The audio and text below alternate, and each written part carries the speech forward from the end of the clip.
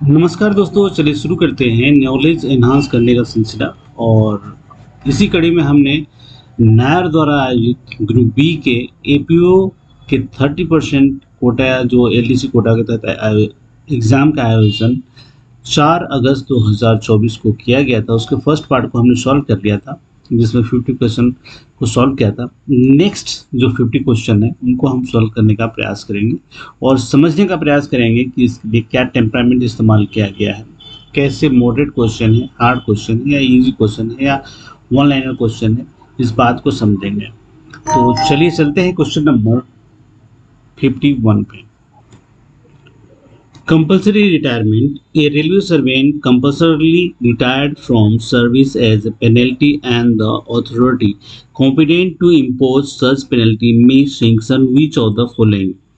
अनिवार्य सेवानिवृत्ति किसी रेल कर्मचारी को दंड के स्वरूप में अनिवार्य रूप से सेवानिवृत्त कर दिया जाता है और ऐसे दंड लगाने के लिए सक्षम प्राधिकारी निम्नलिखित में से किसे मंजूरी दे सकता है?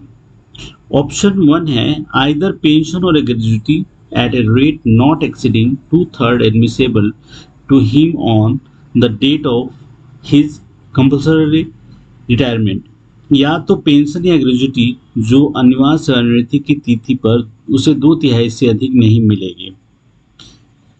क्वेश्चन का आंसर जो ऑप्शन है उनको बार बार पढ़ लेना उचित है, क्योंकि सभी क्वेश्चन के आंसर कई दफा सही लगते हैं। ऑप्शन नंबर 2 है पेंशन और ग्रेजुटी और both at a rate not exceeding 2/3 admissible to him on the date of his compulsory retirement. Pension या ग्रेजुटी या दोनों जो अनिवार्य सेवानिवृत्ति की तिथि पर उसे स्वीकार्य 2/3 से अधिक नहीं होगी। ऑप्शन नंबर 3 है पेंशन और ग्रेजुटी और both at a rate not less than 2/3 and not more than full compensation pension or gratuity or both admissible to him on the date of his compulsory retirement। Pension या gratuity या दोनों जो उसकी अनिवार्य सेवानिवृत्ति की तारीख को उसे स्वीकार पूर्ण प्रतिकर पेंशन या ग्रेजुटी दोनों या दोनों 2/3 से कम नहीं या उससे अधिक नहीं होगी। ऑप्शन नंबर 4 है none of the given option is correct. दिए गए विकल्पों में से कोई भी सही नहीं है। ठीक है, तो यहाँ पे जो सही आंसर है वो हमारा 3 नंबर है, जो यहाँ पे दिख रहा है ये है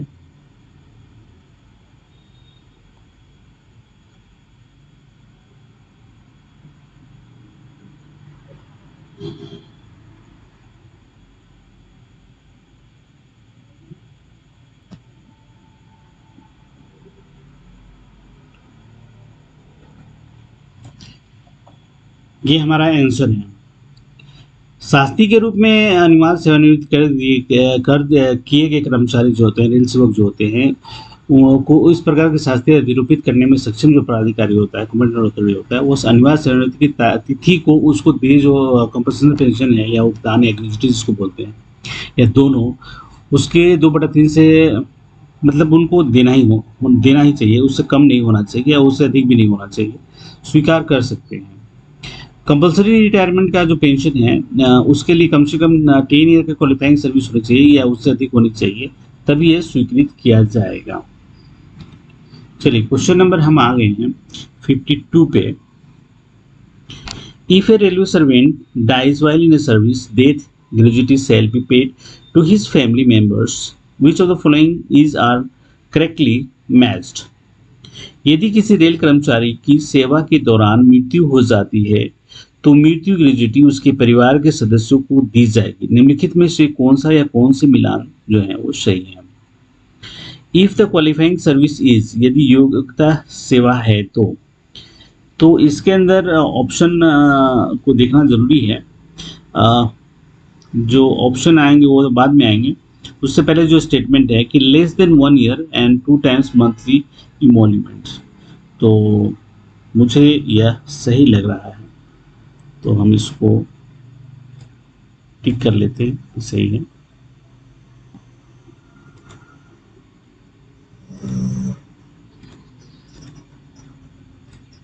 ठीक है,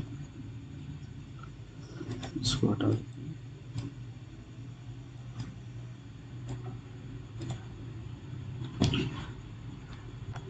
1 year or a more but less than 5 years 6 time of monthly emolument, 1 वर्ष या अधिक किंतु 5 वर्ष से कम मासिक प्रवृत्ति का 6 गुना। तो ये भी मुझे स्टेटमेंट सही लग रहा है। ठीक है,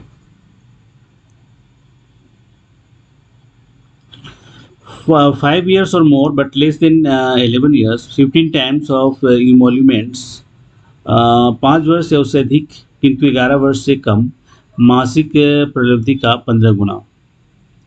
तो ये मुझे गलत लगता है, क्योंकि यहाँ पे जो 15 टाइम्स जो हैं उसके बजाय यहाँ पे 12 टाइम्स होने चाहिए। 5 से 12 साल के बीच का 12 टाइम्स मिलता है।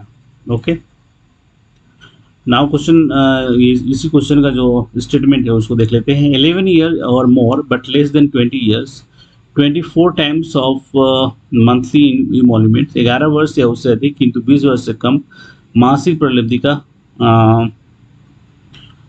24 गुना। तो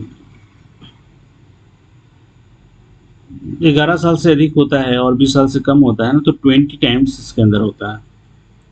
तो हमारा जो है यहाँ पे होगा वो 20 टाइम्स हो जाएगा। तो अब जो मामला बनता है कि इसमें कौन सा सही मिलान है, तो उसके हिसाब से देख लेते हैं। तो पहला और दूसरा जो है वो मेरा सही मिलान है। तो यहाँ पे जो ऑप्शन बी है वो सही हो जाएगा, 1 और 2। ठीक है, चलिए क्वेश्चन नंबर हम आ गए हैं 53 पे, sorry. If the age of a pensioner cross from 90 years but less than 95 years, he and she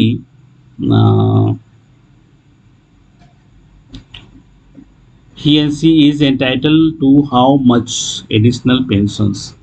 यदि पेंशन भोगी की आयु 90 वर्ष से अधिक परंतु 95 वर्ष से कम है तो वह कितनी अतिरिक्त पेंशन पाने का हकदार है? तो इसमें हम वापस चलते हैं। 100 या फिर 100 से जो है ऊपर है तो 100% है। ठीक है, अब 100 टू अगर 95 है तो फिर ये जाएगा 50%। ठीक है, और 90 से 95 के बीच में जाएगा तो ये हो जाएगा 40%। ठीक है,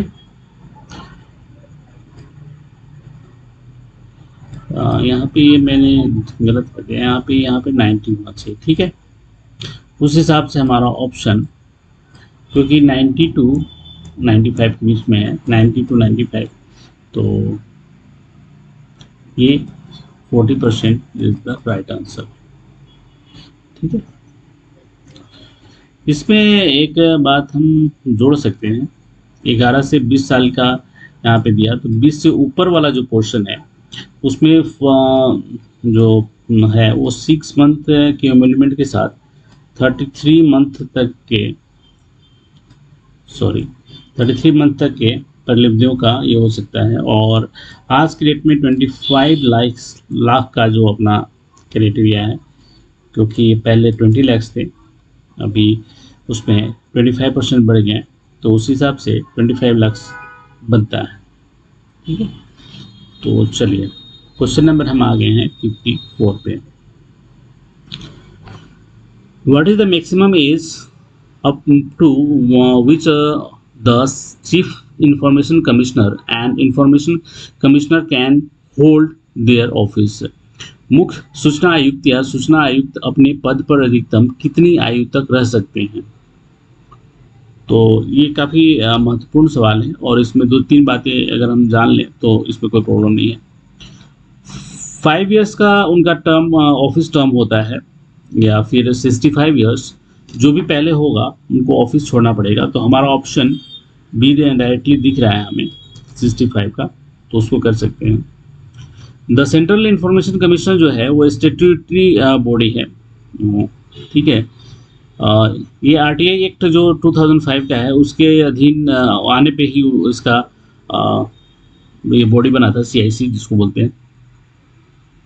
सीआईसी में एक चीफ इंफॉर्मेशन कमिश्नर होते हैं और उससे अलावा भी 10, लेकिन 10 ज़्यादा नहीं होंगे, कमिश्नर होंगे, और उन सब की टर्म ऑफिस जो होते हैं, ऑफिस टर्म जो होता है वो 5 ईयर्स और 65 ईयर्स जो भी पहले होगा उसके दौरान वो रिटायर होंगे। क्वेश्चन नंबर 55 पे आ गए हैं हम। Works Committee, as per the Industrial Relation Code 2020, in the case of any industrial establishment in which dash worker are employed or have been employed on any day in the preceding 12 months, the appropriate government may be ordered require the employer to constitute a works committee as may be prescribed.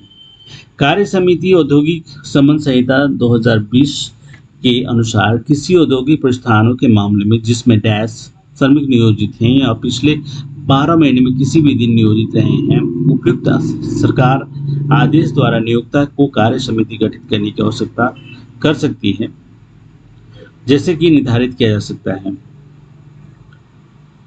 In that committee, the ratio of representative of the employer to that of workers shall be dash. उस समिति में नियोक्ता के प्रतिनिधियों और श्रमिकों के प्रतिनिधि का अनुपात होगा डैश। रिक्त स्थानों को भरें। ऑप्शन है 100 और लेस, 100 या उससे कम, 100 और मोर, 100 या उससे अधिक, फिर है 100 और 50, 150 और मोर, 150 और अधिक। दिए गए विकल्पों में से कोई भी सही नहीं है, तो इसका सही आंसर होगा बी नंबर, 100 और मोर।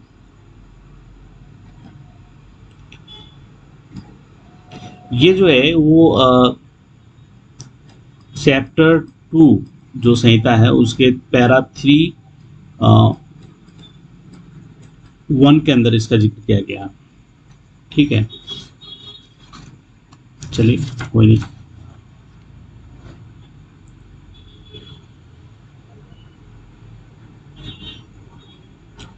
While introducing the legislation Code of Ways 2019, it was intended to amalgamate,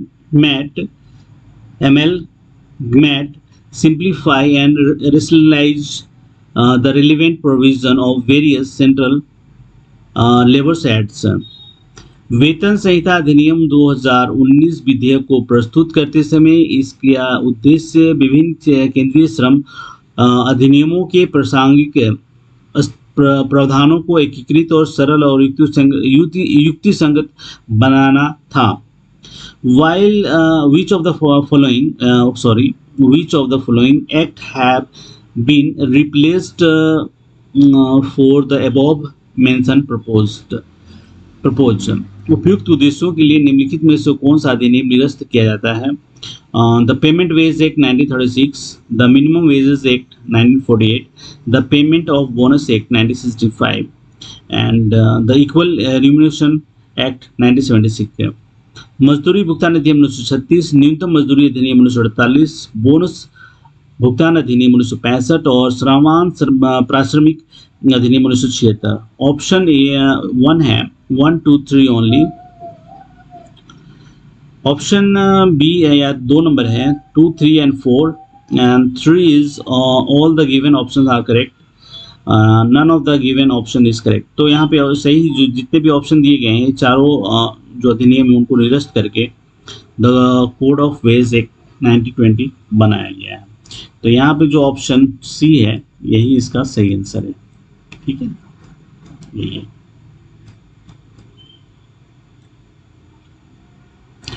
इससे आप काट दें। ये इसका ऊपर वाले का है, ये हमारा ये। ठीक है, 3 नंबर। क्वेश्चन नंबर 57 को देख लेते हैं। As per the Code on Wages 2090, at what rate an annual minimum bonus is payable to an employee who has put in at least 30 days work in an accounting year.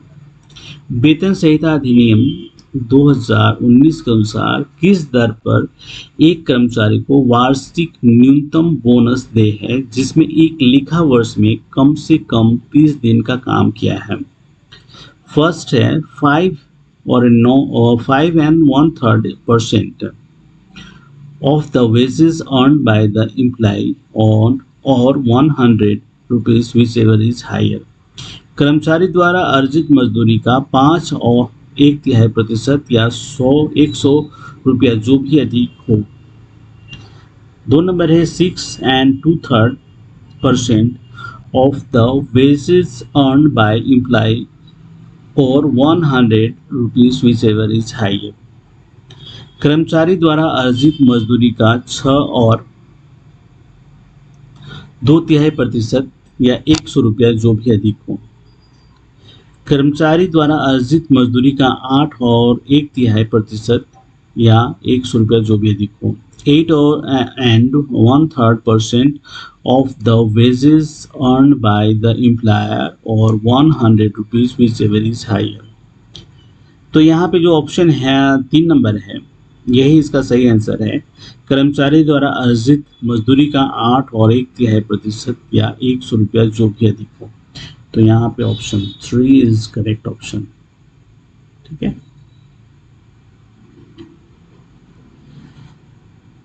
ये industrial relation code से काफी question आ गए हैं। As per the industrial relation code 2020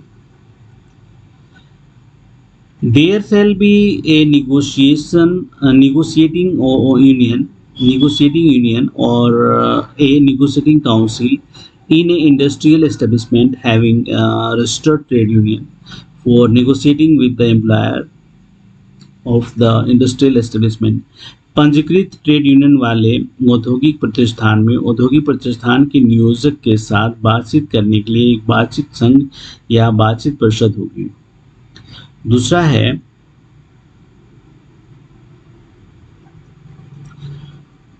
if more than one trade union of worker registered under this code are functioning then the trade union having dash or more worker on the muster roll of that industrial establishment verified and supporting that trade union shall be recognized by the employer as the sole negotiating union of the workers।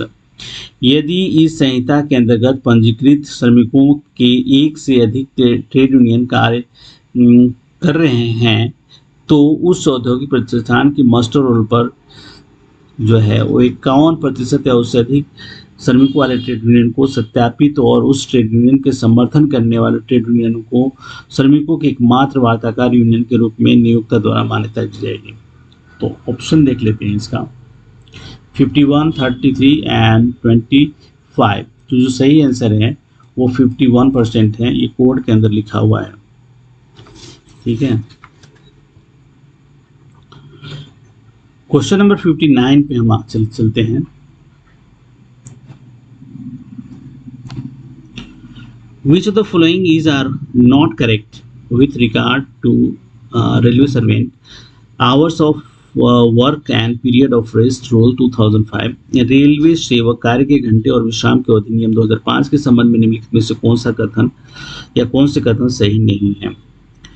Option जाएंगे उससे पहले statement को देख लेते हैं। The standard hours of duty of intensive category employee is 46 hour per week. तो 46 नहीं होगा, यहाँ पे 42 आवर्स होगा। ठीक है, 42 आवर्स होंगे। Okay, the standard hours of duty of continuous category employee is 48 hours a week. Okay, ये सही है।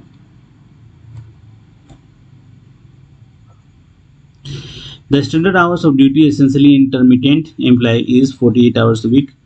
आवश्यक रूप से अंतरायी कर्मचारियों के लिए ड्यूटी की मानक समय घंटे जो हैं प्रति सप्ताह 48 घंटे। तो ये भी सही है।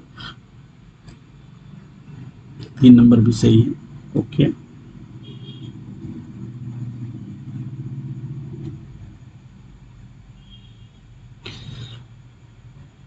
Railway servant posted to work in a essentially intermittent employment at roadside station and provided with residential quarters with 0.5 kilometers need to work 24 additional hours per week।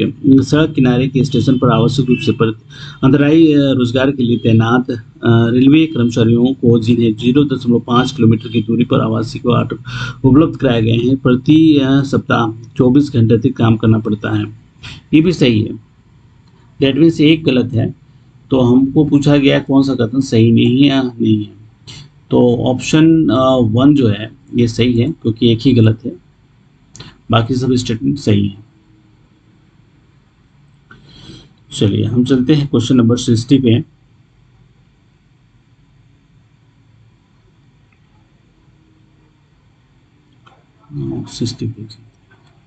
Sorry,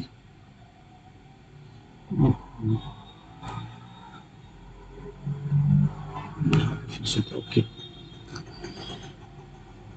What is meant by split duty as per the railway servant hours of work and period of rest rule 2005? Railway सेवा कार्य की घंटे और विश्राम के अधिनियम 2005 के अनुसार विभाजित ड्यूटी से क्या है? The duty is in 2 or more spells. यह कर्तव्य 2 या 2 से अधिक अवधियों में होती है। ठीक है। दूसरा है the intervening breaks each will be half or more hour necessitated by existence of work. बीच में मिलने वाले ब्रेक आधे या उससे अधिक घंटे के होंगे जो कार्य की अनिवार्यता के कारण आवश्यक होंगे। थर्ड नंबर है during the intervening breaks the employ is free to leave his place of duty. बात सही है। बीच के अवकाश के दौरान कर्मचारी को अपने कार्यस्थल पर छोड़ने के लिए स्वतंत्र है। नंबर 4 पे है intervals for rest and meal shall be consider as break for the purpose of split duty. तो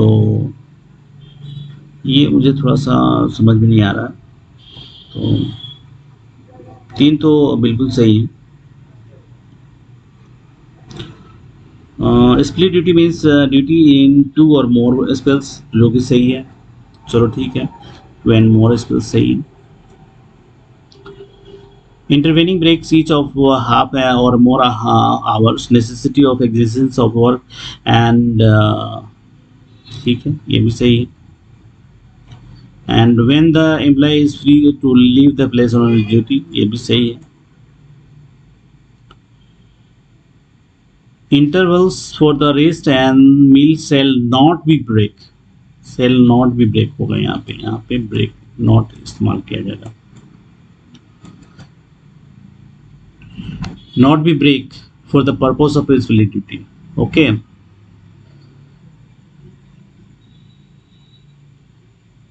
okay, that means 1 2 3 is only is correct and 4 is wrong। that means option 2 is correct। ठीक है। Question number 61 पे हम चलते हैं।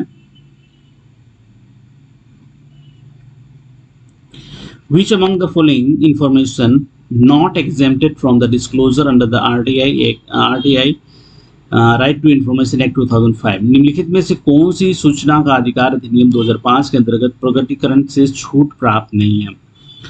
Option है information disclosure of which would prejudicially affect the sovereignty and integrity of India, the security, strategic, scientific or economic interests of the state, relation with foreign state, or lead to incited of an offense।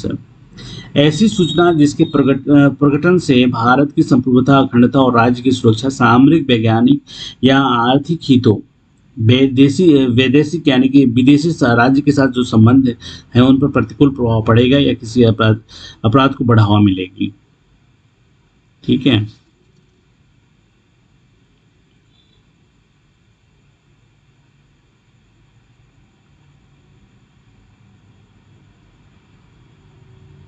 तो इसे तो प्रकट नहीं कर सकते हैं, इसको प्रकट करने की जरूरत नहीं है, तो छूट नहीं मिला हुआ। ठीक है, ये स्टेटमेंट करेक्ट है, इसलिए छूट नहीं मिला हुआ है। If including commercial confidence, trade secrets, or intellectual properties, the disclosure of which would harm the competitive position of the third party, unless the competent authority is satisfied that the large public interest warrants the disclosure of such information.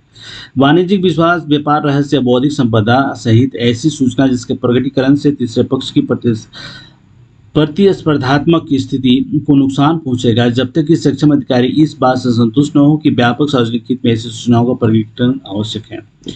तो इसको भी immunity मिली हुई है, तो that means ये भी सही है, ये भी सही है, यानी कि इनको छूट नहीं मिलेगा। Information available to a person in his fiduciary relationship, unless the competent authority is satisfied that the larger public interest warrants the disclosure of such information. किसी व्यक्ति को उसके वैश्विक नातेदारी में उपलब्ध सूचना, जब तक कि सक्षम प्राधिकारी इस बात से संतुष्ट न हो कि व्यापक सार्वजनिक हित में ऐसी सूचनाओं का प्रकटीकरण आवश्यक है। तो ये भी सही लग रहा है मुझे। ओके, ऐसी सूचना जो जांच, गिरफ्तारी, अपराधियों के अभियोजन की प्रक्रिया में बाधा उत्पन्न करते हो, ऐसी सूचनाओं का भी प्रकट नहीं किया जा सकता है। दैट मीन्स सब सही है। तो इसमें ऐसा कोई भी नहीं है जिसको मतलब डिस्क्लोजर करने से छूट प्राप्त है। ये डिस्क्लोजर नहीं किए जाएंगे। इस मीन्स कि एक दो जो विकल्प हैं वो सब गलत हो जाएंगे। तो ऐसा कोई भी विकल्प नहीं है जो सही है, डिस्क्लोज ही नहीं करना, दैट मीन्स। तो यहाँ पे ये सही हो जाएगा।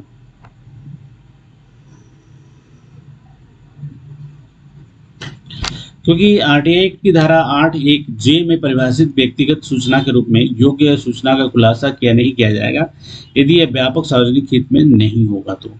तो 8(1)(j) इंपॉर्टेंट है इस सेक्शन, उसको देख सकते हैं 8(1)(j), ठीक है। तो ये इसको देख सकते हैं, ये ऐसे नहीं, ऐसे होना चाहिए 1। चलिए क्वेश्चन नंबर हम 62 को देख लेते हैं। Section 7(2) of the sexual harassment of women at workplace prevention, provision and redressal act, POS Act 2013, the chairperson and every member of the local committee shall hold the office for such period not exceeding actually 3 years है, मेरे ख्याल से 3 years है। Okay,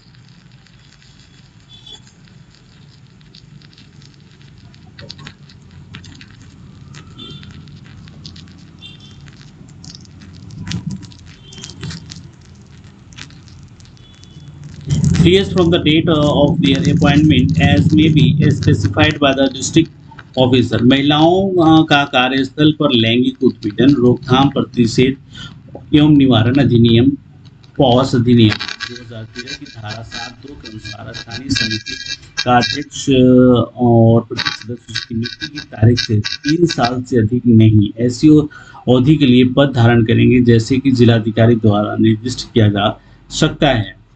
तो यहाँ पे option जो 3 साल है वो यहाँ पे है, ठीक है। तो सेक्शन कमेटी का 3 साल से ज़्यादा नहीं होना चाहिए। As per the section 12 of the Sexual Harassment of Women and Workplaces Prevention, Provision and Redressal Act, POS Act 2013, the internal committee or the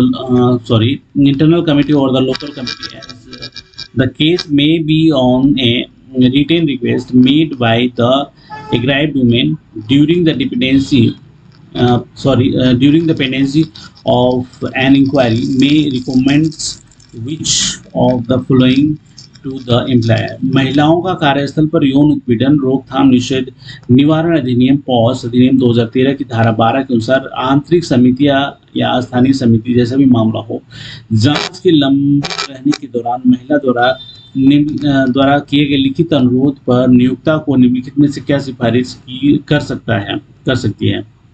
option जो है वो देख लेते हैं। To transfer the aggrieved women और the respondent to any other work place, पीड़ित महिला या प्रतिवादी को किसी अन्य कार्यस्थल पर हस्तांतरण करना।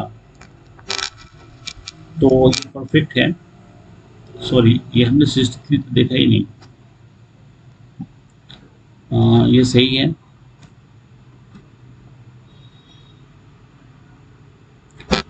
ऑप्शन 2 है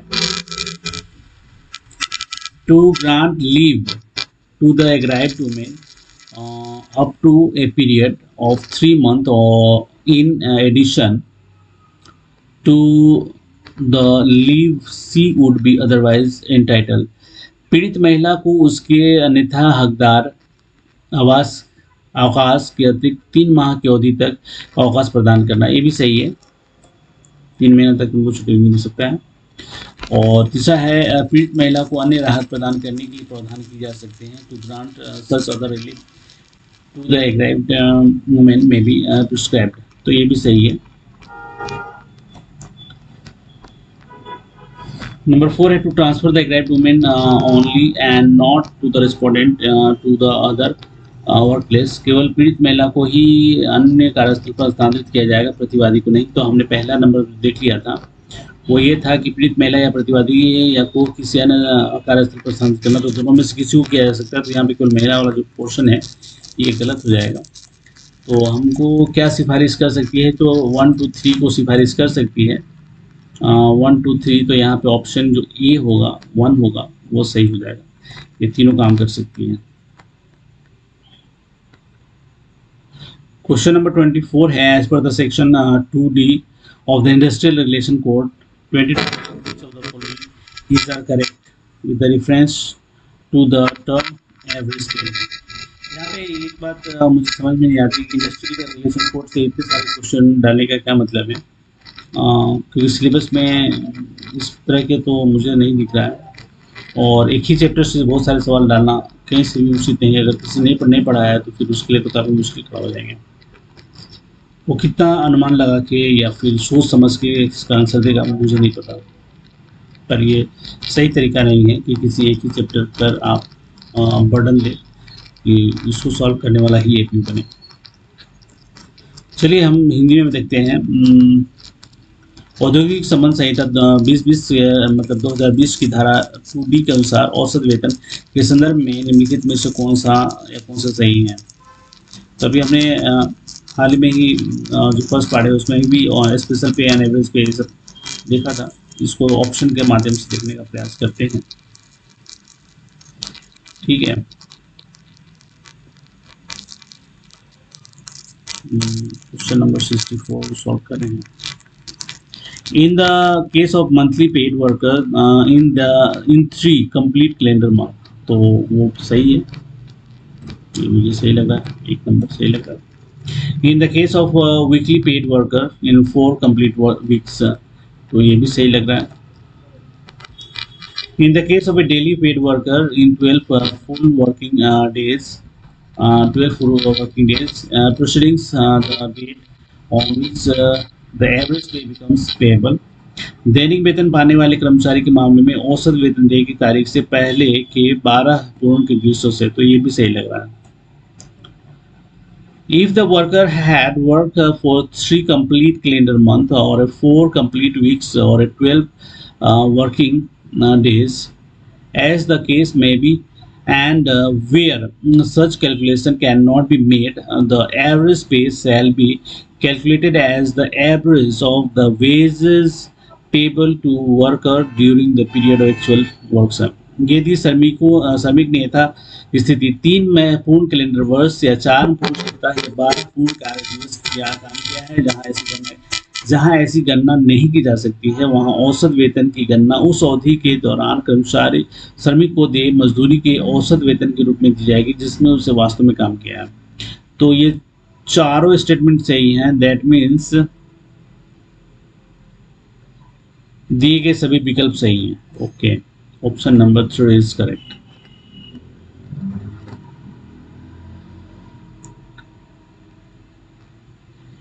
सॉरी। क्वेश्चन नंबर 65 है, where in any case a tribunal or a national industrial tribunal by its award directed restatement of any worker or and the employer prepare any proceedings against such award in a high court or a supreme court, the employer shall be liable to pay which of the following to such worker during a period of pendency of such proceedings in the high court or a supreme court if the worker had not been employed in any establishment during such period and affidavit by such worker had been filed to that effect in such court। जहां किसी मामले में न्यायाधिकरण या राष्ट्रीय औद्योगिक न्यायाधिकरण अपने पुरस्कार द्वारा किसी भी श्रमिक को अवार्ड, यहाँ पुरस्कार के लिए मैंने अवार्ड जो जस्टिस के संबंध में दिया जाता है उसके बारे में बात करेंगे,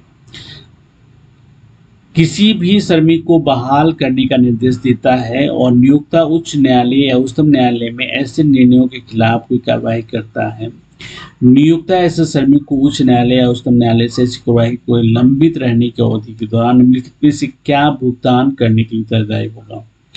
यदि श्रमिक ऐसी अवधि के दौरान किसी भी प्रतिष्ठान में नियोजित नहीं था और ऐसे श्रमिक द्वारा उस न्यायालय में उस प्रभाव का एक हलफनामा दायर किया गया था।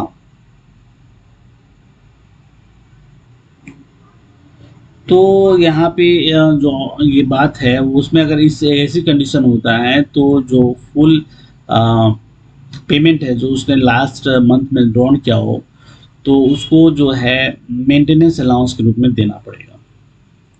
ठीक है, चलिए तो ऑप्शन देख लेते हैं। 50% of wages last drawn by the workmen inclusive of any maintenance allowance admissible to him। तो 50% नहीं है, फुल परसेंट होना चाहिए, तो 50% वाला ये गलत हो जाएगा।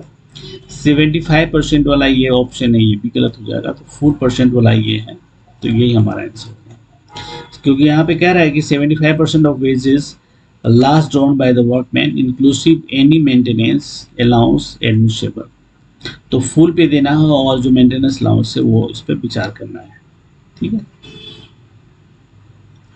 Option number 66 question number 66, as per section 69 of the industrial relation code 2020। कितने सारे क्वेश्चन इंडस्ट्रियल रिलेशन कोड पे आप दे रहे हैं, हिंट आप दीजिए कि भाई ये देने वाले हैं आप। ये तो सिलेबस में भी नहीं है कि वो इस कोड जो डिलीट कर दिए गए हैं, सिलेबस को अपडेट करना जरूरी है। नायर को इस बारे में बात करनी चाहिए कि भाई सिलेबस अपडेट होनी चाहिए, हर एग्जाम से पहले सिलेबस अपडेट होना और सिलेबस को ही कंटिन्यू करना चाहिए। What is this? चलिए, as per section 69 of the industrial relation code 2020 which of the following is are correct with reference of workman not entitled to compensation in certain cases. औद्योगिक संबंध संहिता 2020 की धारा 59 के अनुसार कुछ मामलों में बिना मुआवजा के हकदार कामदार के संदर्भ में निम्नलिखित में से कौन सा या कौन सा सही है। अगर इसमें नायर के ही कोई बंदा अगर पास होता है तो उसको पता होगा कि इंडस्ट्रियल रिलेशन कोड पे काम जारी है और इससे रिलेटेड क्वेश्चन आने वाले हैं, तो उनका नंबर ज़्यादा होगा बनस्पत के बाकी 6 जो डिवीज़न है अहमदाबाद वेस्टर्न रेलवे के, उनमें से लोगों को काफ़ी परेशानी होगी। एक पर्सनल में काम करते हुए वैसे ही इतने सारे फतवे जारी होते हैं कि उनका निपटारा ही करना मुश्किल है, वो अपने प्रिपरेशन में क्या करेंगे। हाउएवर कंप्लीट तो करना है, तो चलिए ये इंडस्ट्रियल रिलेशन कोड 2020 को आपको काफ़ी अच्छे से पढ़ना पड़ेगा, आगे भी आ सकते हैं। ऑप्शन को देख लेते हैं। ऑप्शन के हिसाब से जो है उसका देख लेना जरूरी है।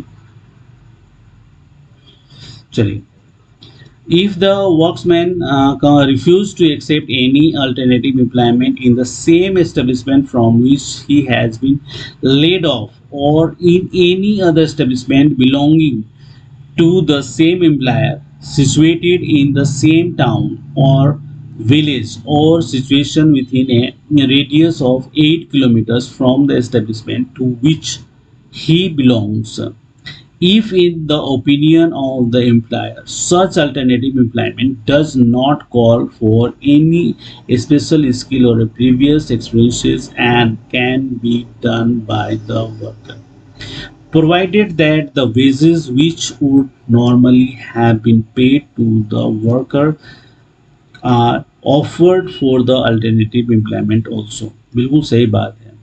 यदि कर्मकार उसी प्रतिष्ठान में जहां से उसे काम से निकाला गया है या उसी नियोजक के किसी अन्य प्रतिष्ठान में जो उसी नगर या गांव में स्थित है या उस प्रतिष्ठान से 8 किलोमीटर की परिधि में स्थित है जिससे वो संबंधित है, कोई वैकल्पिक रोजगार स्वीकार करने से इनकार करता है, यदि नियोजक की राय में ऐसा वैकल्पिक रोजगार किसी विशेष कौशल या पूर्व अनुभव की मांग नहीं करता है और कामगार द्वारा किया जा सकता है, बशर्ते कि जो मजदूरी समानता कामगार को दी जाती है वो वैकल्पिक रोजगार के लिए भी दी जाती है। तो आई थिंक ये कथन सही है। ठीक है, दूसरा है, if the workman does not present himself for work at the establishment at the appointed time during normal working hour at least one a day, यदि कामगार दिन में कम से कम एक बार समान कार्य के घंटे के दौरान नियत समय पर प्रतिष्ठान में काम करने के लिए उपस्थित नहीं होता है। ये समझ में नहीं आया, चलिए ठीक है, देख लेते हैं। If such laying off is due to a strike or a slowing down of a production on the part of a worker another part of the establishment, यदि ऐसी छटनी प्रतिष्ठान के किसी अन्य भाग में श्रमिकों के हड़ताल या उत्पादन में कमी के कारण हुई हो, तो बिल्कुल सही बात है। तो दो अगर होते हैं, 1 और 3 अगर सही होता है तो फिर 1 और 3 के हिसाब से 1 और 2 है, 1 2 और 3 है, तो इस हिसाब से जो ऑप्शन 3 है कि दिए गए सभी विकल्प हैं तो ये सही हो जाएगा। यहाँ पे दिए गए विकल्प सभी सही है, तो ये यहाँ पे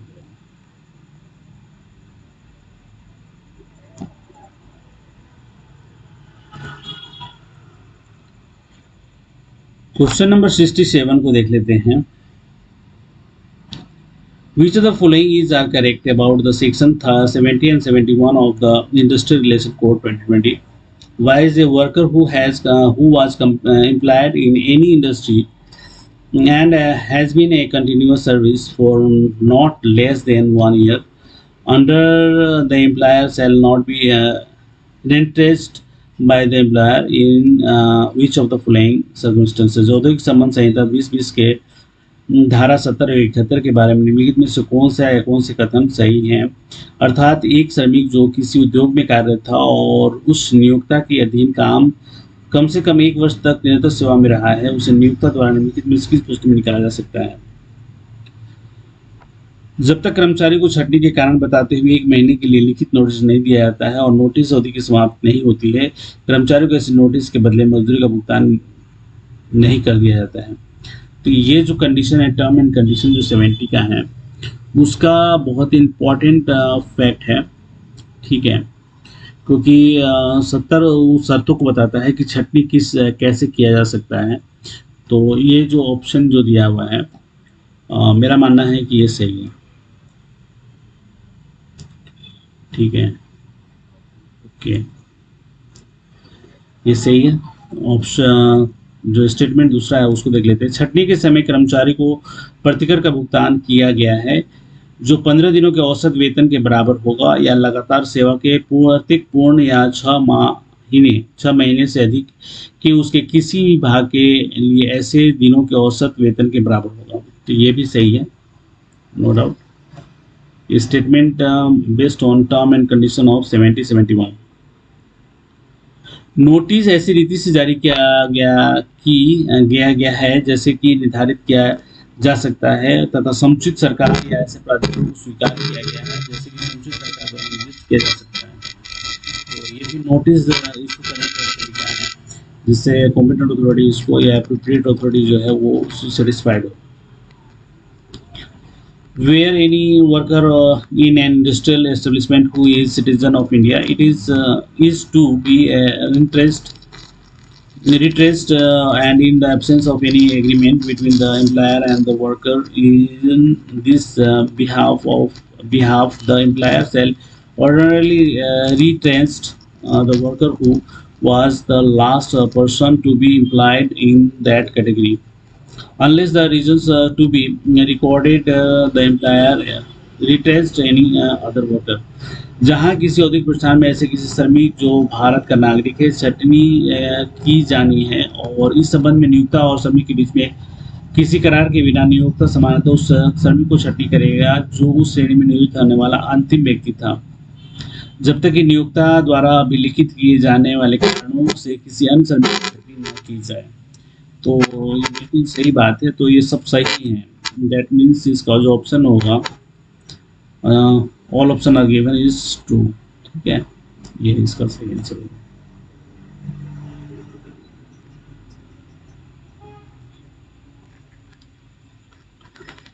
ये कह रहा है कि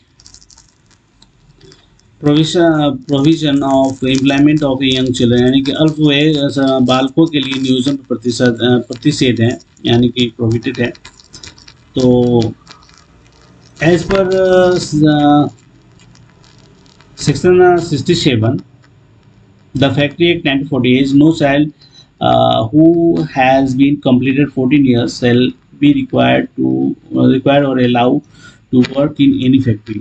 तो दैट मीन्स ऑप्शन जो 2 नंबर है वो सही हो जाएगा। 67 और 46 यस के ज़्यादा का नहीं होना चाहिए।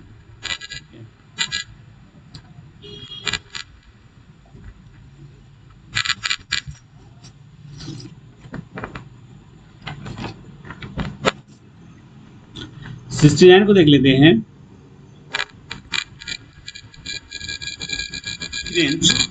As per the Factory Act, as per dash section 48 of Factory Act 1948, in every factory wherein more than 30 women's workers are ordinarily employed, cranes shall be provided and maintained in the suitable room or room under the changes of women trained in the care of children, infant, for the use of the children under the age of 6 years of such women। कारखाना अधिनियम की धारा 48 के अनुसार प्रत्येक कारखाने में जिसमें सामान्यतः 30 से अधिक श्रमिक कार्यरत हैं और बच्चों और शिशुओं की देखभाल में प्रशिक्षित महिलाओं के प्रभार में ऐसी महिलाओं के 6 वर्ष से कम आयु के बच्चों के उपयोग के लिए उपयुक्त कमरे या कमरों में शिशु गृह की व्यवस्था की जाए और उनका रख रखाव किया जाए। निम्नलिखित में से चुन के ये जो भरना है वो ऑलरेडी हमने पढ़ लिया है कि 48 और वो होने चाहिए। तो हमारा ऑप्शन ए सही है। वीडियो थोड़ा रुक के चल रहा होगा उसके सॉरी। लेकिन एक और बात बता दूं आपको, ये तो सेक्शन 48 बाय जो है 95 इसका है, लेकिन अभी जो चल रहा है, अभी जो ये क्वेश्चन चल रहे हैं, कौन सा क्वेश्चन चल रहा है? ये industrial relation 2020, industrial relation code 2020। तो इस सवाल का तो फिर सॉरी इस सवाल का तो कोई मतलब ही नहीं है ना भाई। नायर वाले सर, जब आप इंडस्ट्रियल रिलेशन कोड 2020 IRC की बात कर रहे हैं, सॉरी IRC 2020 की बात कर रहे हैं, तो फिर ये 1948 58 की ज़रूरत कहाँ पड़ी आपको? फिर यहाँ पे जो ऑप्शन आपने दे रखे हैं इसमें 50 तो वुमेन होने चाहिए जो आपका नया कोड है, क्योंकि द इंडस्ट्रियल रिलेशन कोड 2020 के हिसाब से जो रिक्वायर्ड एम्प्लॉय हैं वो 50 होने चाहिए और मोर एम्प्लॉय, और क्रेन्स वो भी 6 ईयर आपने जो कंडीशन किया वो भी उसके अंदर रखा हुआ 6 ईयर का। तो फिर इसमें ये सवाल को लाना नहीं चाहिए। It's very bad. क्योंकि जब इंडस्ट्रियल रिलेशन कोड 2020 चल रहा है तो उनको ही चलाना पड़ेगा।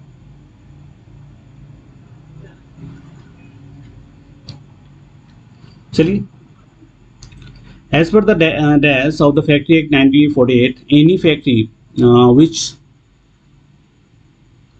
क्या लिखा है, contravenes, sorry, contravening any of the provision of the Factory Act 1948 or any rule made there under or any order in writing given thereunder, the occupier and manager of the factory shall each be guilty of an offence and punishable with imprisonment for the term which may extend to dash or with fine specified with both। कारखाना अधिनियम 1948 की धारा dash के अनुसार यदि कोई कारखाना या कारखाना अधिनियम 1948 या इसके अधीन बनाए गए किसी नियम या इसके अधीन दिए गए लिखित आदेश के किसी उपबंध का उल्लंघन करता है तो कारखाना के अधिष्ठाता या जो मतलब ऑक्यूपायर जिसको बोलते हैं या प्रत्येक या प्रबंधक प्रत्येक अपराध का दोषी होगा और उसे डैश तक की अवधि के कारावास के विनिर्दिष्ट जुर्माने या दोनों को दंडित किया जा सकता है। Fill in the blank with the correct option among the following, निम्नलिखित में से सही विकल्प को चुनकर रिक्त स्थानों को भरें। ठीक है, तो इसका सही जो होगा ये 92 जो सेक्शन है ना, ये 2 है और 2 साल का कारावास है। ठीक है, तो जो ऑप्शन आपको दिख रहा है 3 नंबर, यही इसका सही आंसर है, धारा 92 और 2 वर्ष। ठीक है, यहाँ पे 2 वर्ष है, यहाँ पे 98 है। ठीक है, चलिए क्वेश्चन नंबर 71 पे आ गए हैं। फिर से आ गया इंडस्ट्रियल रिलेशन कोड, बहुत बढ़िया। As per the Industrial Relation Code 2020, which of the following act shall not be apply in the registered trade union? औद्योगिक संबंध संहिता 2020 के अनुसार यानी कि 2020 के अनुसार निम्नलिखित में से कौन सा अधिनियम पंजीकृत ट्रेड यूनियनों पर लागू नहीं होगा? The societies registration act 1860, societies पंजीकरण अधिनियम 1960। दूसरा है द कोऑपरेटिव सोसाइटीज एक्ट 1912, सहकारी समिति अधिनियम 1912। The multi state cooperative societies act 2002, बहुराज्य सहकारी समिति अधिनियम 2002। The company act 2013। तो इनमें से कोई भी लागू नहीं होगा। ठीक है, तो इसका मतलब हुआ कि जो सही विकल्प दिए गए हैं वो सभी के सभी सही हैं। Very good.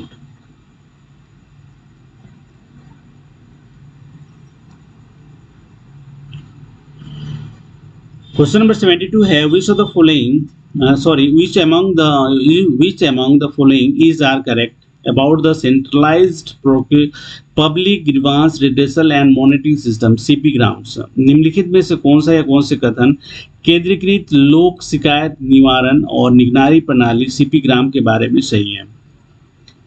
पहला है, यह नागरिकों के लिए किसी भी सेवा वितरण पर सार्वजनिक प्राधिकारियों के समक्ष अपनी शिकायत दर्ज करने के लिए 24/7 उपलब्ध एक ऑनलाइन मंच है।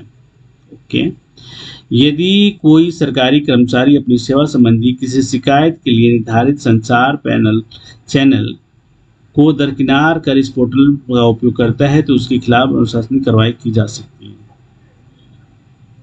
अच्छा,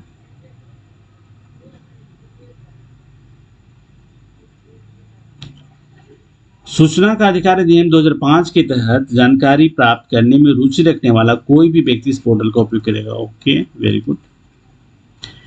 Anyone can send system improvement suggestion to the various authorities through this portal। कोई भी व्यक्ति इस पोर्टल के माध्यम से विभिन्न प्राधिकरणों को प्रणाली सुधार संबंधी सुझाव भेज सकता है।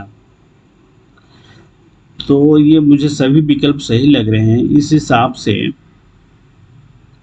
ऑप्शन नंबर 1 2 3 4 होने चाहिए थे। 1 2 3 4 किसी में है नहीं, यहाँ पे दिया हुआ है all options, all the given option. तो दिए गए सभी विकल्प सही हैं, तो हमारा आंसर 3 नंबर हो जाएगा।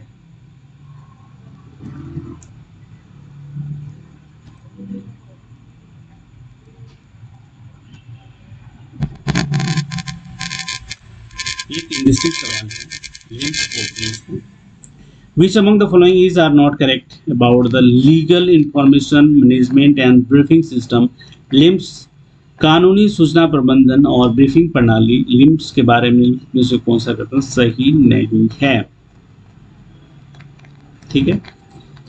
Limbs is an innovation, easy to access online tool to monitor the court case on 24/7 basis in the more transparent, effective and provocative manner during the entire life cycle of litigation. Limbs एक अभिनव उपयोग में आसान online tool है जो मुकदमे के पूरे जीवन चक्र के दौरान अधिक पारदर्शी, प्रभावी और सक्रिय तरीके से 24/7 दिन जो होते हैं के आधार पर अदालती मामलों की निगरानी करता है। वेरी गुड, परफेक्ट है, इसमें कोई चेंजेस नहीं, ये सही है। दूसरा है user of one ministry and department can transfer case to other users of same ministry, department or the nodal officer of the other ministries. एक मंत्रालय विभाग के उपयोगकर्ता के मामले में उसी मंत्रालय विभाग के उपयोगकर्ताओं या अन्य मंत्रालयों के नोडल अधिकारी को स्थापित कर सकते हैं। बिल्कुल कर सकते हैं। 55 मिनिस्ट्रीज जो हैं वो एक दूसरे से टच में हैं और अपने यहाँ मीन्स रेलवे में हमारा एक ज्वाइंट सेक्रेटरी लेवल का अधिकारी होगा या है, उन्हें अपने बारे में उनको बताना है कि मैं नोडल ऑफिसर हूँ और उनको सारा चीज़ को कोऑर्डिनेट करना है, ज्वाइंट सेक्रेटरी लेवल का। ठीक है। और एक आईटी का प्रोफेशनल होगा जो उसको असिस्ट करेगा और बताएगा कि कैसे कोऑर्डिनेट करना है। आईडी, लॉगिन, पासवर्ड सब बनाना है मोबाइल नंबर के साथ, HRMS आईडी और जितने भी जो रिक्वायर्ड हैं वो देते हैं, देने के बाद तो ये भी स्टेटमेंट परफेक्ट है। It can be use for court cases not only and not for the arbitration cases, तो ये गलत है क्योंकि इसमें जो है सब डिपार्टमेंट से रिलेटेड है, तो ट्रिब्यूनल्स या आर्बिट्रेशन का केस जो है वो भी सिंगल डेटाबेस सिस्टम पे लाया गया है। तो इस हिसाब से जो स्टेटमेंट नंबर 3 है ना, ये गलत हो रहा है। ठीक है। स्टेटमेंट नंबर 4 है वकील अपने अकाउंट में लॉगिन कर सकते हैं, सुनवाई की तारीख जैसे विवरण दर्ज कर सकते हैं और ऑनलाइन माध्यम से बिल प्रोसेस करते हैं, तो ये भी सही है। तो 3 नंबर को छोड़ के बाकी सब सही हैं। ठीक है। तो जो कथन सही नहीं है वो 3 नंबर है, तो यहाँ पे क्योंकि LIMBS has been implemented in 55 ministries of the government of India. It's a department and attached offices and it has brought all the stakeholder wise nodal officer of the various ministry department advocates on a single platform. LIMS store information about types of court tribunals and even arbitration cases on a single database click जो है वो किया जा सकता है। तो हमारा answer मिल गया है हमें 2 नंबर पे, जो ऑप्शन 3 है वो गलत है। चलिए क्वेश्चन नंबर हम आ गए हैं 74 पे, जो आपकी स्क्रीन पे है। विच among the following is an online system which enables railway employees to view their personal biodata, service and pay related particulars such as salary details, provident fund, NPS details, salary related loans, advances, income tax details and leaves and family details. तो ये सब चीज़ देख सकते हैं। वो कहाँ देख सकते हैं बताएंगे। निम्नलिखित में से कौन सी ऑनलाइन प्रणाली है जो रेलवे कर्मचारियों को अपना व्यक्तिगत बायोडेटा, सेवा और वेतन संबंधी विवरण जैसे वेतन विवरण, भविष्य निधि, NPS विवरण, वेतन से संबंधित ऋण, अग्रिम और आयकर विवरण, छुट्टी और परिवार का विवरण आदि देखने में सक्षम बनाती है। तो ये रेस है जिसे रेलवे एम्प्लॉइज सेल्फ सर्विसेज भी कहा जाता है, जो डेवलप किया गया था और क्रीज के द्वारा किया गया था। जनरली ये पूछा जाता है कि देश किसके द्वारा डेवलप किया गया, तो क्रिस के द्वारा किया गया। तो ये है। इसमें एक और बात बताऊं आपको, HRMS भी है ना, वो भी क्रिस के द्वारा है। वेरी गुड, ठीक है। तो उम्मीद जो है वो रेलटेल के द्वारा किया गया है, रेलटेल के द्वारा किया गया, रेलटेल कॉर्पोरेशन जिसको बोलते हैं, ठीक है। और ई ऑफिस जो किया गया है वो NIC के द्वारा किया गया है। NIC का फुल फॉर्म कौन बताएगा? लेकिन उससे पहले बताऊं कि लास्ट वीडियो में हमने पूछा था कि अगर दो एम्प्लाई जो मेल और फीमेल हैं और एक ही स्टेशन पोस्टेड है और उनकी शादी हो जाती है और दोनों के नाम पे क्वार्टर से लौट हैं, तो कितने महीने के अंदर उनको एक क्वार्टर को छोड़ देना चाहिए, अन्यथा सही नहीं रहेगा। तो 1 मंथ के अंदर जो है वो मैंने बताया, 1 मंथ के अंदर इनको क्वार्टर को विड्रॉल कर लेना पड़ता है, ठीक है, छोड़ देना पड़ता है, हैंड ओवर कर देना पड़ता है, जो भी वर्ड इस्तेमाल करें। चलिए क्वेश्चन नंबर हम आ गए हैं 75 पे। इसमें एक बात करते करते रह गए, ये जो है ये hospital management information system HIMS बोलते हैं, हॉस्पिटल मैनेजमेंट। इसी तरह MMIS होता है, इसको बोलते हैं मटेरियल मैनेजमेंट इंफॉर्मेशन सिस्टम, ठीक है। तो ये भी काफ़ी इम्पोर्टेंट है। और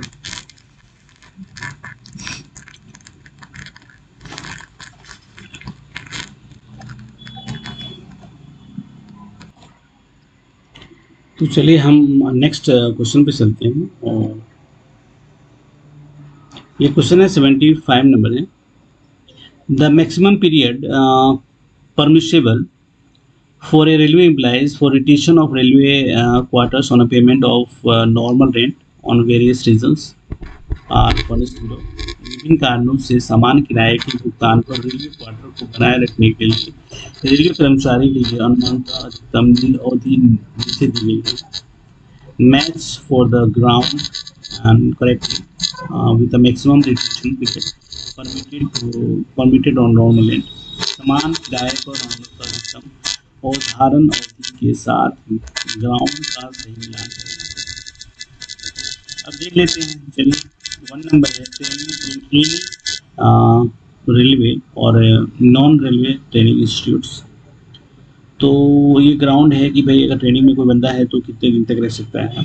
किसी भी रेलवे गैर रेलवे प्रशिक्षण संस्थान प्रशिक्षण अगर मैं प्राप्त कर रहा हूँ तो दैट मीन्स कि मैं फुल ड्यूरेशन के लिए जो फुल पीरियड है उसके साथ रहूँगा। On leave including on extraordinary leave, तो अगर मैं एक्स्ट्राऑर्डिनरी लीव या ऑन लीव पे हूँ तो मुझे 120 दिन तक क्वार्टर को रोकने की व्यवस्था है। ओके, ऑप्शन सी है लीव प्रिपरेटरी ऑन रिटायरमेंट। सेवानिवृत्ति की तैयारी हेतु जो अवकाश मिलता है वो 180 डेज का मिलता है, जो यहाँ पे सही होगा। और study leave and in occupation of entitled accommodation, अध्ययन अवकाश पर हो और हकदार अवकाश का उपयोग कर रहे हो तो जो है वो 6 महीने यानी कि 180 डेज, तो ये सही होगा। तो ये दोनों एक जैसे ही हैं, तो हो सकता है कि एक के लिए 2 भी आए और 1 भी आए, ठीक है, यानी कि डी के लिए 1 या ओके। तो ये डिलीट हो जाता है क्योंकि 1 का 3 नहीं होगा, ठीक है। तो बच गए 2 ऑप्शन जिनमें से हमको फाइंड आउट करना है। 1 का 4 हो जाएगा क्योंकि मैंने फुल पीरियड के लिए बोला है, तो ये गलत हो जाएगा। ओके, तो 1 का 4 है, हम चाह सकते हैं इसके साथ भी, लेकिन अगर हमारे पास नॉलेज है तो हम इनको जांच भी कर सकते हैं। जैसे 3 के लिए, बी के लिए कितना है, बी के लिए 3 है 120 दिन, ओके, और सी के लिए 1 दिन, हाँ, तो ये भी हो सकता है, और सी के लिए 2 भी हो सकते थे, तो ये कोई इशू नहीं है। तो हमारा आंसर ये सही है, परफेक्ट है। और वी सी ऑल दिस, क्योंकि 6 महीने और 180 दिन दोनों एक ही है, यहाँ पे उन्होंने थोड़ा गड़बड़ किया या क्या किया मुझे नहीं पता, पर सही है, हमारा आंसर सही है, नो डाउट। चलिए हम चलते हैं क्वेश्चन नंबर 76 पे। इसके अलावा एक दो बातें और जान सकते हैं, जैसे रिटायरमेंट है अगर है किसी का तो 4+4 मंथ का उनको पीरियड है, ये नॉर्मल रेंट पे मिलेगा, और जो नॉर्मल रेंट का डबल, एक्चुअली बोलते हैं डबल द नॉर्मल रेंट, ये 4 मंथ बोलते हैं ये वाला, ठीक है, डबल द नॉर्मल रेंट बोलते हैं। मिसिंग एम्प्लॉय का जो है वो 1 ईयर है from the FIR launch date से, ठीक है, ठीक है, यही है, बाकी तो आई होप ये कवर हो जाएगा। ट्रांसफ़र के बारे में है, आप भी कमेंट कर सकते हैं, एक दूसरे को नॉलेज एनहांस कर सकते हैं। कमेंट बॉक्स इसलिए मैंने ओपन करके रखा हुआ ताकि आप उनको इंजॉय करें, उस पर कमेंट करें, जो भी आपको मन में है भड़ास निकालें। कोई क्वेश्चन का आंसर आपको नहीं लगे कि हाँ मैंने सही बताया है या एक्सप्लेन आप कर सकते हैं, यू शुड डू इट। चलिए हम चलते हैं क्वेश्चन नंबर 76 पे। How many days a railway employee is entitled for a special casual leave in a calendar year to participate in cultural activities like drama, music, and take part in inter-railway inter-divisional championship competitions. Sorry. एक railway कर्मचारी नाटक, संगीत जैसे सांस्कृतिक गतिविधियों में भाग लेने और अंतर रेलवे अंतर मंडल प्रतियोगिताओं में भाग लेने के लिए एक कैलेंडर वर्ष में कितने दिनों के विशिष्ट आकस्मिक अवकाश का हकदार होगा। तो ये 30 डेज का होता है, डायरेक्ट क्वेश्चन है, तो हम याद कर सकते हैं 30 डेज। ये हाल ही में मेरे ख्याल से भुवनेश्वर या किसी में एग्ज़ाम में WLI के एग्ज़ाम में आया था, जब भुवनेश्वर में नाटक प्रतियोगिता का आयोजन किया गया था। चलिए हम चलते हैं क्वेश्चन नंबर 77 पे। How many days a married female railway employee is entitled for a special casual leave for undergoing tubectomy operations first time, purifil और non-purifil? एक विवाहित महिला रेलवे कर्मचारी को प्रसव पूर्व या गैर प्रसव पूर्व पहली बार ट्यूबेक्टोमी ऑपरेशन कराने के लिए कितने दिनों का विशेष अवकाशमिक अवकाश प्राप्त करने का हकदार है। 14 डेज से अधिक नहीं, नॉट एक्सीडिंग 14 डेज, 14 डेज 14 से अधिक नहीं, जो ऑप्शन 1 में है। Okay, very good.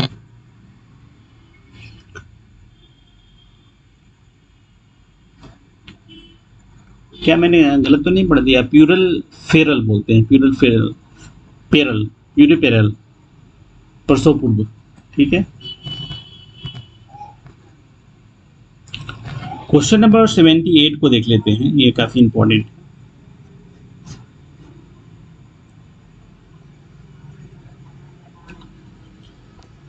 In the waiver of recovery of excess payment made to government employees, up to what amount Minister of Railway and Railway Board can waive the recovery of overpayment in the case of each individuals with the concurrence of member of finance with approval of chairman and CEO Railway Board। सरकारी कर्मचारियों को किए गए अतिरिक्त भुगतान की वसूली में छूट के मामले में रेल मंत्रालय, रेलवे बोर्ड, वित्त सदस्य की सहमति तथा रेलवे बोर्ड के अध्यक्ष और CEO के अनुमोदन से प्रत्येक व्यक्ति के मामले में कितनी राशि का अधिक भुगतान की वसूली में छूट दे सकता है। तो ये एक्चुअली 2 लाख दे सकता है, और ये काफ़ी इम्पोर्टेंट रूल है। RB नंबर कितनों को पता है, कमेंट में जरूर बताएं। 64/20/24, ठीक है, ये इम्पोर्टेंट है, इसको पढ़िए, रेफरेंस मैंने दे दिया है। Question number 79, for recruitment of a sports person against a sport quota through talent scouting, a sport person need to undergo trials। प्रतिभा खोज के मामले में खेल कोटे के अंतर्गत खिलाड़ियों की भर्ती के लिए खिलाड़ियों को ट्रायल से गुजरना होगा। तो कौन सी परिस्थितियां हैं, कौन से टर्म एंड कंडीशन, चलिए देख लेते हैं। In which of the following circumstances a sports person need not undergo the trial, निम्नलिखित में से किस परिस्थिति में खिलाड़ी को ट्रायल से गुजरना आवश्यक नहीं है? तो ऑप्शन एक है senior, when a sports person obtain to up to the third position, यानी कि 1 से लेकर 3 तक के in the individual event in the sport senior national championship concluded within last 6 month. तो बिल्कुल सही बात है।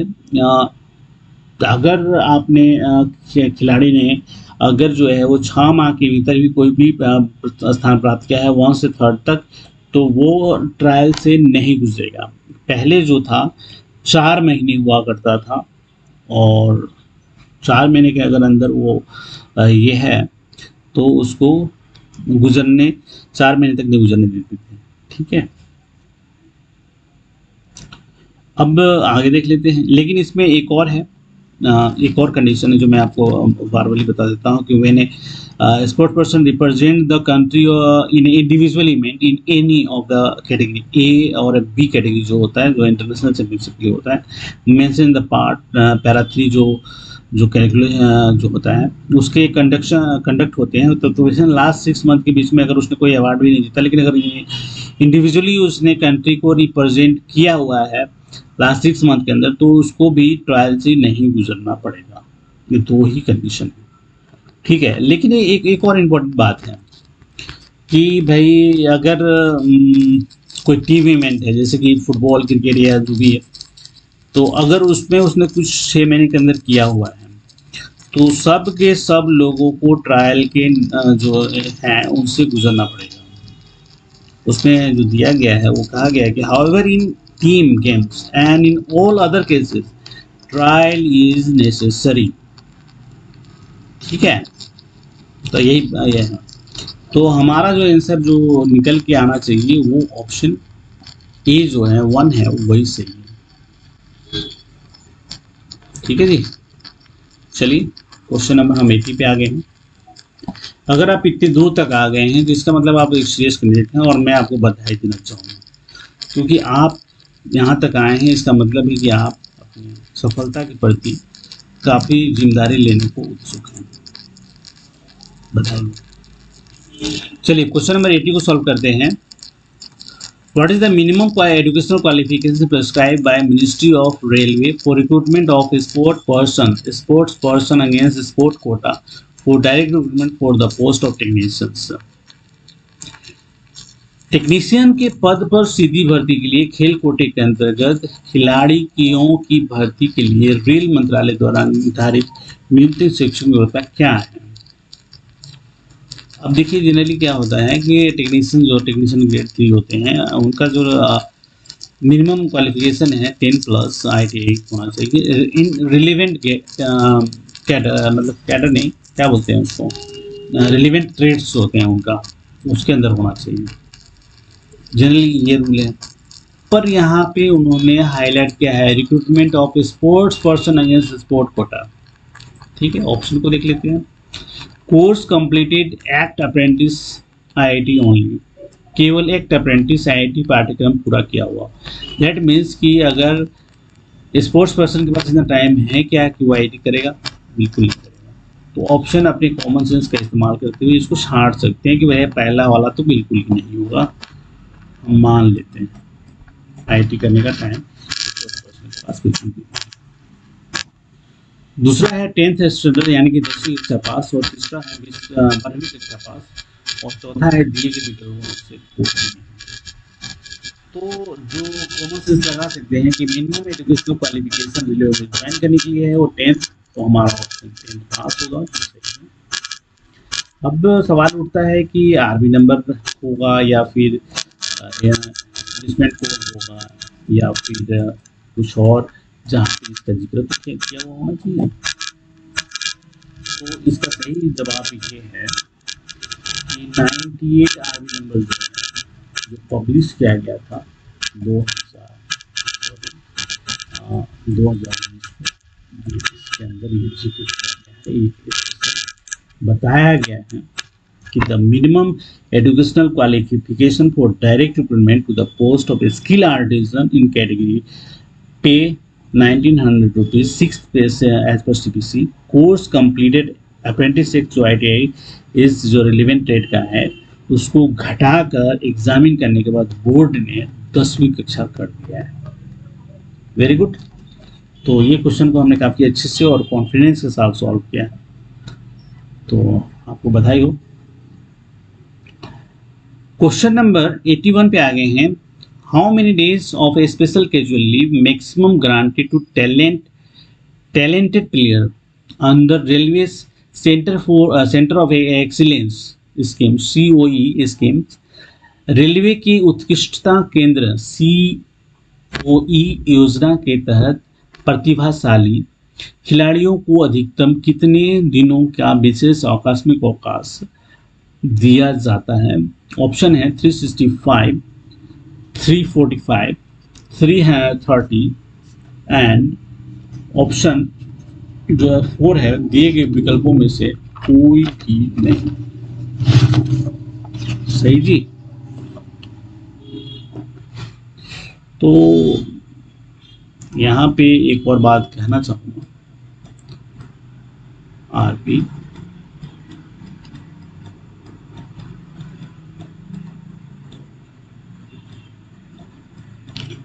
नंबर 139 बाई 2015 इसके हिसाब से 330 दिन सही आंसर है।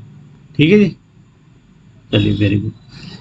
एक और जो बात यहाँ पे क्वालिफिकेशन सेट की पड़ी थी उसके अंदर एक है कि जो मिनिमम एजुकेशनल क्वालिफिकेशन है जो डायरेक्ट रिक्रूटमेंट की तरह जो की जाती है उसमें कोई मिनिमम एजुकेशनल क्वालिफिकेशन में रिलेक्शन देने का कोई प्रोविज़न या परमिसेबल नहीं है जो ओपन एडवर्टाइजमेंट दी जाती है। तो ये कहने का मतलब ये है कि 10वीं कक्षा के लिए जो मिनिमम एजुकेशनल क्वालिफिकेशन है उसको कोई काम नहीं करेगा रेलवे बोर्ड के अलावा। तो चलिए हम चलते हैं क्वेश्चन नंबर 82 पे। इसी दौरान एक और बात कहना चाहूँगा कि कुछ लोग मुझे कॉल कर रहे हैं इस वीडियो को देखने में, लास्ट वीडियो को देखने के बाद। मैं चाहता हूँ कि आप कॉल नहीं करें, बिल्कुल भी नहीं करें।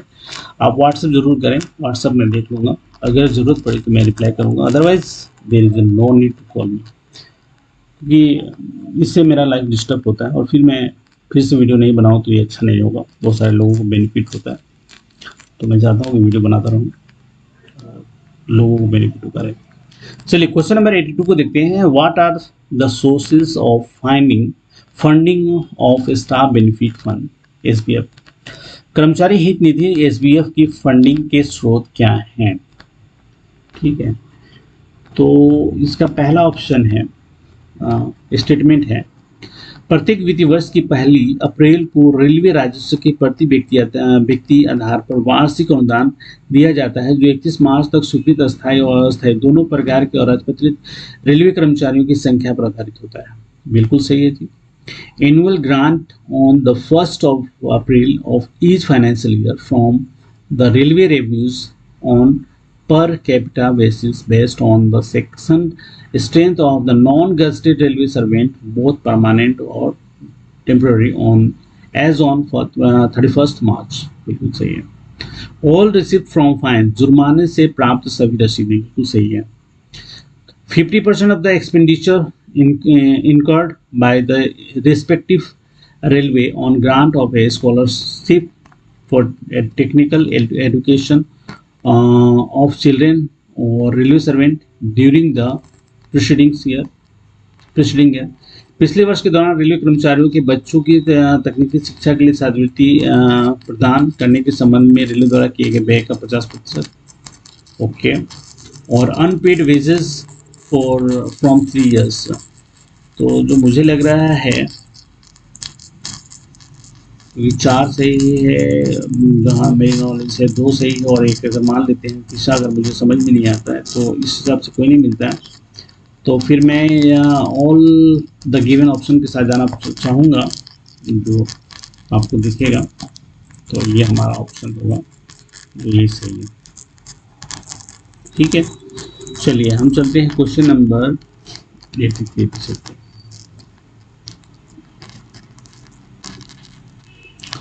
Which of the following Which among the following head or activities was introduced latest in SBF?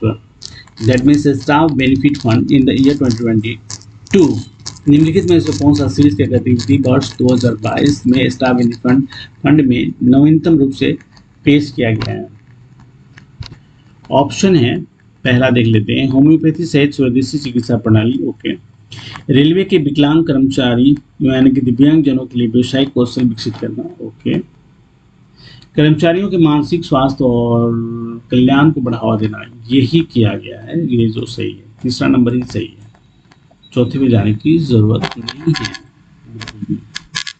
चलिए क्वेश्चन नंबर 84 पे आ जाते हैं। Which among the following are correct about the negotiating machinery available in railway में उपलब्ध वार्ता तंत्र के बारे में निम्नलिखित में से कौन सा कथन सही है? If after discussion between the railway board and the employees federation, agreement is not reached on any matter of importance, such matter may be referred to an ad hoc railway tribunals which will be set up for dealing with them at the center.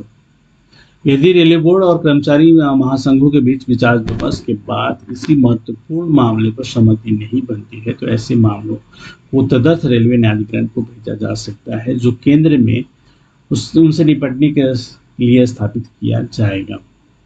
Number 2 statement है, this ad होक railway tribunal will consist of an equal number of representatives of railway labours and the railway administration with a neutral chairman.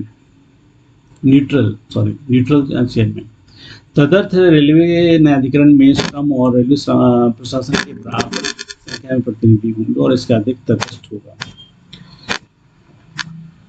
Statement number 3 है, where the matter in dispute affect the worker and the ministry other than the railway ministry, those ministry need to be consulted. जहाँ विवादित मामले में rail मंत्रालय के अलावा अन्य मंत्रालय के कर्मचारियों को प्रभावित करते हैं, वहाँ उन मंत्रालयों से परामर्श किया जाना आवश्यक है। The decision of the tribunal binding on the government. न्यायाधिकरण का निर्णय सरकार पर बाध्यकारी, ये बिल्कुल गलत बात है। ये बाध्यकारी नहीं है, हम स्वीकार भी कर सकते हैं और नहीं भी कर सकते हैं। ठीक है, बाकी मुझे स्टेटमेंट जो लग रहा है वो सही है। तो जो है 1, 2, 3 सही है, दैट मीन्स ऑप्शन 2 जो है ना वो सही है, ये सही है। चलिए हम क्वेश्चन नंबर 85 पे आ गए। 15 सवाल थे।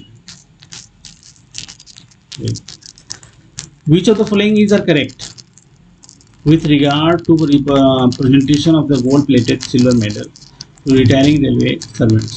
सेवानिवृत्त रेलवे कर्मचारियों को गोल्ड प्लेटेड सिल्वर मेडल प्रदान करने के संबंध में निम्नलिखित में से कौन सा या कौन से कथन सही है? वेट 20 ग्राम्स होगा, बिल्कुल सही है। सिल्वर का जो प्योरिटी है वो 90.999 होगा, ये भी सही है, ये सही है, ये सही है। पदक का व्यास जो है वो 1.1/2 इंच है, ये भी सही है। ऑप्शन ये स्टेटमेंट नंबर 4 कहता है कि employees who seek voluntary retirement are not eligible to get this medal, बिल्कुल एलिजिबल हैं। दैट मीन्स अगर ये हटा दें तो ये स्टेटमेंट भी सही हो जाएगा। दैट मीन्स कि 1, 2, 3 इज करेक्ट। ओके, वीआरएस वाले भी पात्र हैं। अब हम चलते हैं, ये आ गया है क्वेश्चन नंबर 1 जो आई थिंक ऐसे से रिलेटेड होगा, ऐसे बोल रहा हूँ जीके से रिलेटेड होगा। इन 7th century AD, the rock-cut temples of Mahabalipuram were built under the patronage of which kings? 7वीं शताब्दी में महाबलीपुरम के चट्टान काटकर बनाए गए मंदिरों का निर्माण किस राजा के संरक्षण में किया गया था? तो ये एक्चुअली पल्लव के द्वारा किया गया था। तो हम डायरेक्ट आंसर जानेंगे। Very good.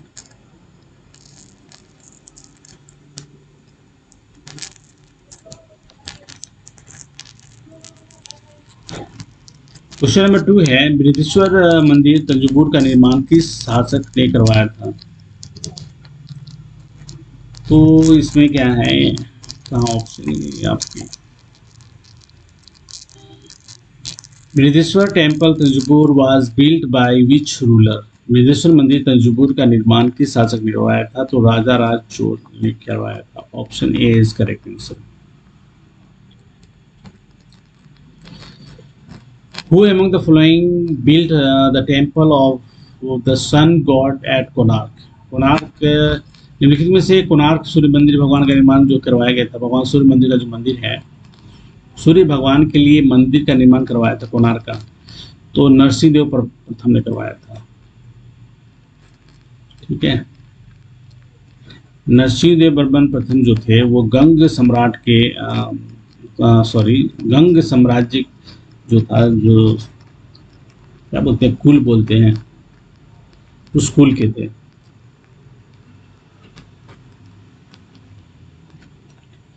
Which of the following is correct about Alauddin Khilji? Alauddin Khilji के बारे में लिखो तो कौन सा कथन सही है?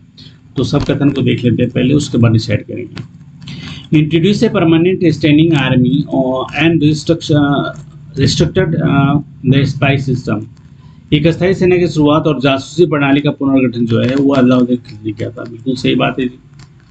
भ्रष्टाचार रोकने के लिए घोड़ों पर दाग लगाने और व्यक्तिगत सैनिकों के वर्णात्मक सूची बनाने की प्रक्रिया भी अलाउद्दीन खिलजी से किया था, वो भी सही है जी। Started the system of branding of forces, descriptive roster of individuals soldier in to inhabitant corruption.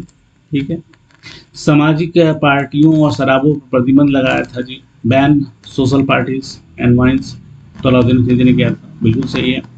First sultan to attack south India by sending his confident and general जो Malik Kafur against the ruler of the south. दक्षिण भारत पर आक्रमण करने वाला प्रथम सुल्तान बना था जिसने अपने विश्वासपात्र और सेनापति मलिक काफूर को दक्षिण के शासक के विरुद्ध किया था। तो ये ऑल सही है मेरे ख्याल से, इसमें से कोई भी स्टेटमेंट मुझे नहीं लगता है कि ये गलत है। That means all the given answer आज करेक्ट है। ऑप्शन 1 जो है वही इसका सही आंसर है।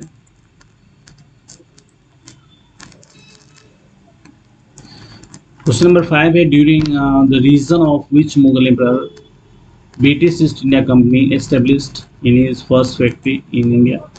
किस मुगल शासक के शासनकाल के दौरान ब्रिटिश ईस्ट इंडिया कंपनी ने भारत में अपना पहला कारखाना स्थापित किया था? तो जहांगीर के शासनकाल में ये उनसे मिलने आए थे और उन्होंने यहाँ से परमिशन लेकर स्थापित किया था।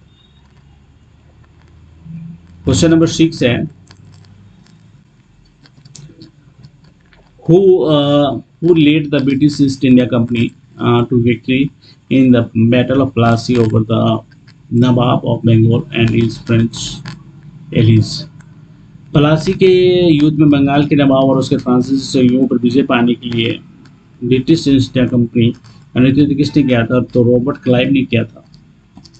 रॉबर्ट क्लाइव और नवाब सिराजुद्दौला के द्वारा किया गया था 1757। यस, प्लासी का प्रथम युद्ध हुआ था। सॉरी, ठीक है।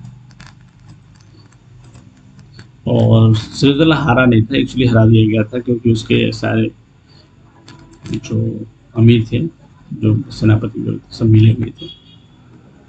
और रॉबर्ट क्लाइव जो बंगाल के नवाब को हरा के देश में जो है वो शासन स्थापित कर, अंग्रेजों का शासन स्थापित करने में बड़ी महत्वपूर्ण भूमिका निभाई थी और वहाँ से ही हमारे गुलामी जो थी वो स्टार्ट हो गई थी, ऐसा भी कह सकते हैं। In whose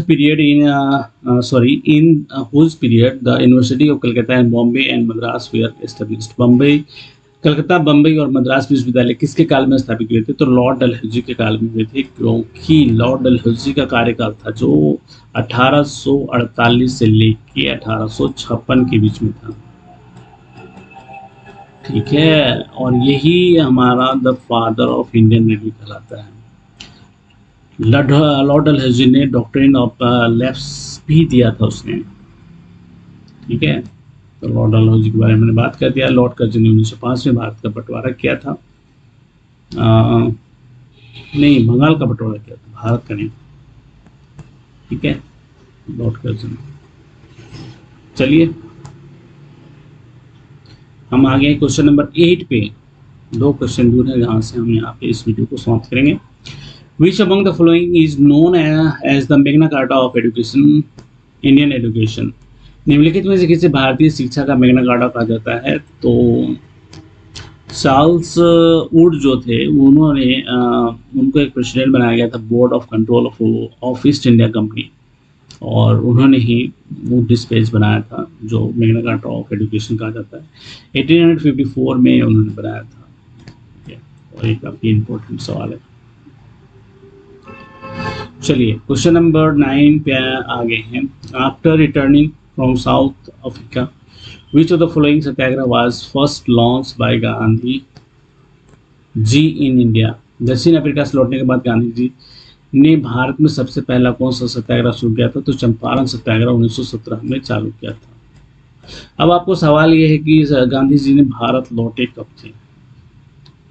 अगर इतना पता है तो इतना भी बता सकते हैं आप, कमेंट कर सकते बता सकते हैं कि गांधी जी को किस स्टेशन पर अंग्रेजों ने धक्का मारे उनके ट्रेन से उतार दिया था।